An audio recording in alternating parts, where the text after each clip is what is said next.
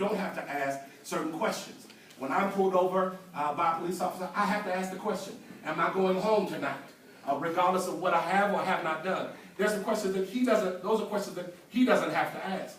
White privilege also gives many people the ability, particularly Caucasians, the ability to operate in certain realms, circles that we as African Americans have to force our way into. There are some passes that being white gives you that being black doesn't give you. I don't care who you are, how many degrees you have, or where you're from. There are some doors that are going to open for him simply because he belongs to the majority that I don't belong to. We belong to the minority, and so as a result of that, white privilege usually gives you access to things by default that we as African Americans don't get. Well, along with privilege comes power, because not only are you gaining access to that room or that job, but you're also gaining power. If I were to go to a job interview, if he were to go to a job interview, he doesn't have to ask the question when he goes home, are they going to think about my color? I have to ask that question because that's a factor that's played out over and over again. So when you talk about privilege and power, to some degree they go hand in hand, because the minute someone gets privilege, that means they have access to the power.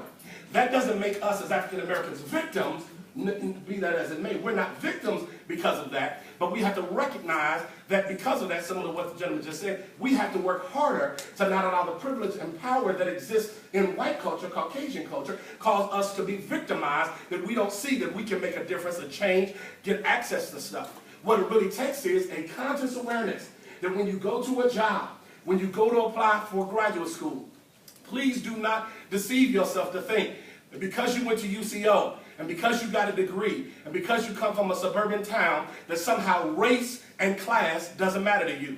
The first line of Souls of Black Folk by W. Du Bois is, the problem of the 20th century is the problem of the color line. Well, the reality is, here we are decades later. The problem of the 21st century is not just the color line, it's the class line. Because now you got to deal with the fact that not only are you struggling to gain access because of your color, you're struggling to gain access because of your money, right?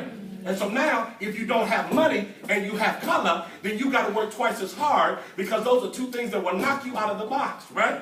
Somebody say yes. Yes. Thank you. Okay. Y'all hear what I'm saying? Y'all hear what I'm saying?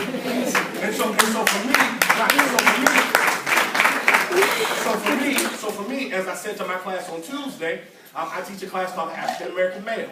I have 8 white students in my class. I said, I'm the only professor on the University of Oklahoma who has to teach a class about himself. Right? I'm the only professor that teaches about myself, right? I'm dealing with the fact that I have to teach in a manner, because I have white students in the class, to help them understand that you all have access to stuff that I won't have access to unless I fight for it.